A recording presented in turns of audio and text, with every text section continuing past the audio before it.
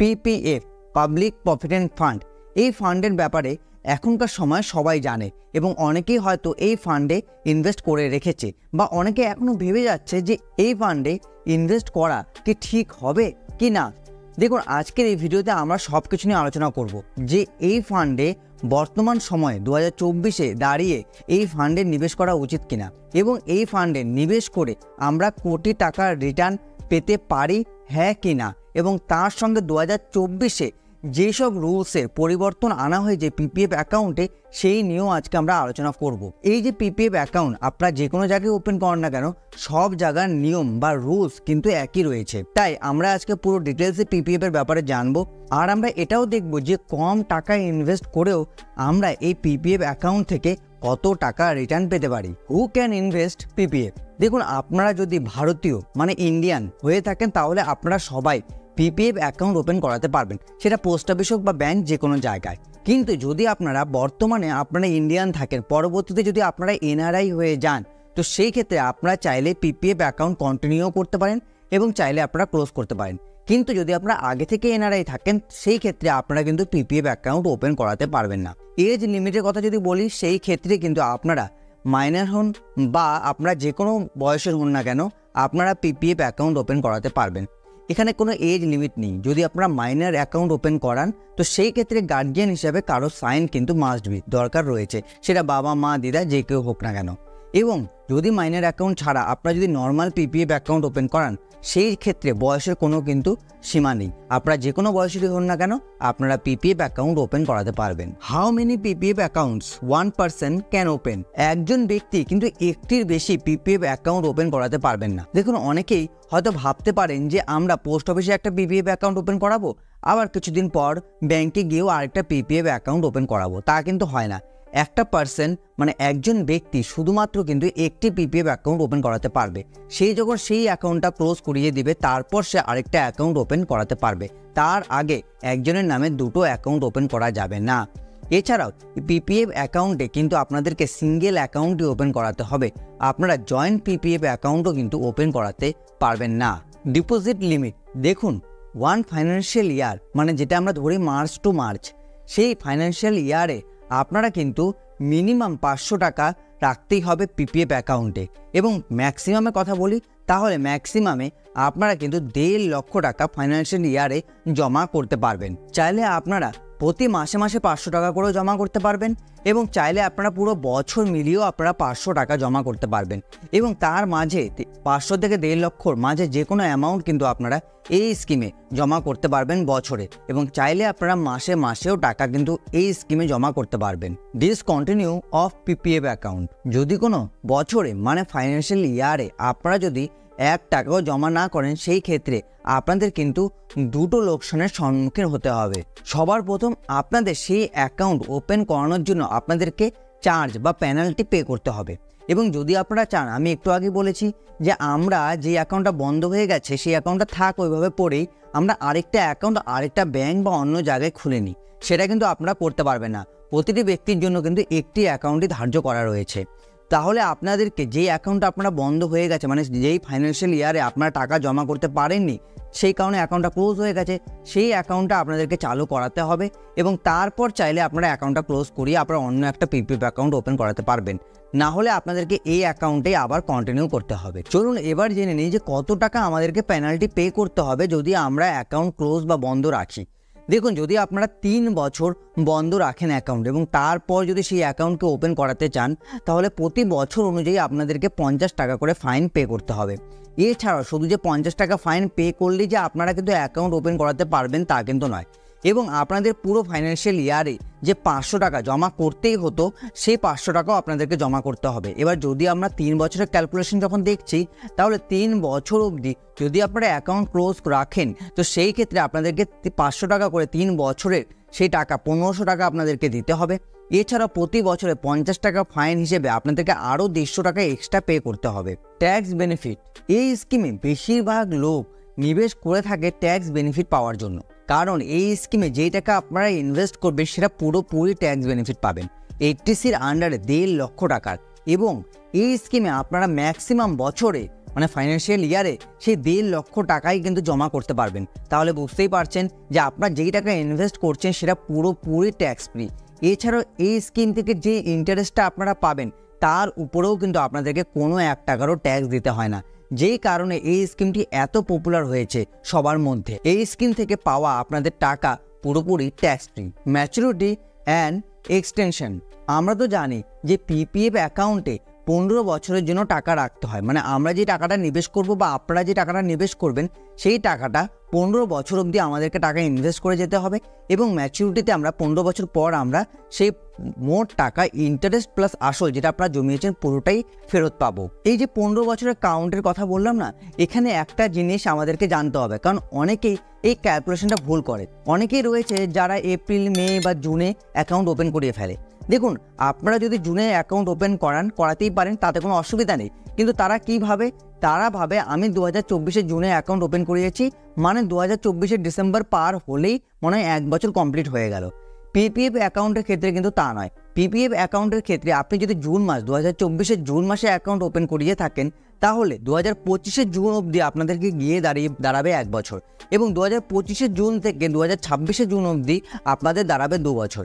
এইভাবে কিন্তু আপনাদেরকে 15 বছর কাউন্ট করতে হবে। এবার হয়তো আপনাদের পিপিএফ অ্যাকাউন্ট ম্যাচুরিটি হয়ে গেল, তারপরও কিন্তু আপনারা 3টা অপশন পাবে। সবার প্রথম যে অপশনটা সেটা ম্যাচুরিটি হওয়ার পর আমরা সমস্ত স্কিমে যা করে থাকি পুরো টাকাটাই আমরা উইথড্র করে নিই, তো সেটা আমরা করতেই পারবো বা আপনারা করতেই পারবেন। এছাড়া দ্বিতীয় অপশন রয়েছে উইদাউট ডিপোজিট এবং তৃতীয় অপশন রয়েছে ডিপোজিট। দেখুন, এখানে আপনারা যে কোনো একটা অপশন চুজ করতেই পারেন। দেখুন, উইদাউট ডিপোজিট মানে আমরা সেই স্কিমে বা সেই পিপিএফ অ্যাকাউন্টে আর কোনো টাকা জমা রাখবো না, কিন্তু এই অ্যাকাউন্টটা আমরা 5 বছরের জন্য এক্সটেন্ড করে দিব। মানে এই অ্যাকাউন্ট থেকে 5 বছর আর আমরা টাকা তুলবো না। যেই টাকাটা জমানো হয়েছে সেই টাকাটাই সেখানে থাকবে এবং সেই টাকার উপর ইন্টারেস্ট হবে এবং 5 বছর পর আমরা সেই স্কিম থেকে বাকি টাকাটাও তুলে নেব। এটা একটা হতে পারে। এবং দ্বিতীয় যেটা রয়েছে উইদাউট ডিপোজিট তো বললাম, বাট ডিপোজিট সহকারে হলো আমরা যেভাবে ডিপোজিট করে যাচ্ছিলাম লাস্ট 15 বছর ধরে সেইভাবে আমরা ডিপোজিট করে যাব। সেখানে 500 বছরে হতেই পারে বা তার বেশিও আমরা ডিপোজিট করে যাব এবং যেভাবে আমরা ইন্টারেস্ট পেয়ে যাচ্ছিলাম তখন যে ইন্টারেস্টটা থাকবে সেই ইন্টারেস্টটা আমাদেরকে দেওয়া হবে, সেই ইন্টারেস্টটা পাবো এবং 5 বছর কমপ্লিট হওয়ার পর আমরা এই ডিপোজিট থেকে আবার টাকা উইথড্র করে নেব। সেটাও আমরা করতে পারি, কারণ 5 বছর পর ম্যাচুরিটি হয়ে যাবে। এবার আমি কেন 5 বছর বলছি? পিপিএফ অ্যাকাউন্ট 15 বছর কমপ্লিট হওয়ার পর আপনারা 5 বছর করে এক্সটেন্ড করাতে পারবেন। একবারে আপনারা চাইলে 10 বছর এক্সটেন্ড করাতে পারবেন না, আপনারা প্রতি 5 বছর করে এক্সটেন্ড করাতে পারবেন এবং এই এক্সটেন্ডটা আপনারা যতদিন ইচ্ছা ততদিন করাতে পারবেন।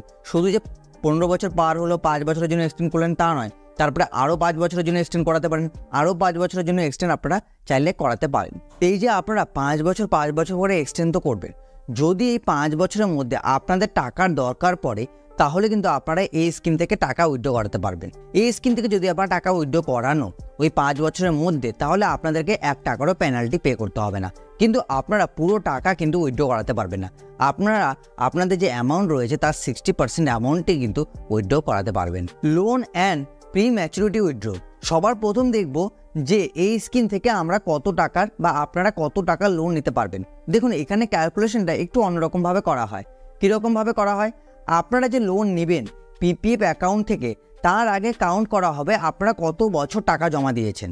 যদি আপনারা লাস্ট 3 বছর টাকা জমা দিয়ে থাকেন সেই 3 বছরে কত টাকা অ্যামাউন্ট দাঁড়িয়েছে ইন্টারেস্ট প্লাস আপনারা কত টাকা জমা দিয়েছেন দুটো মিলিয়ে।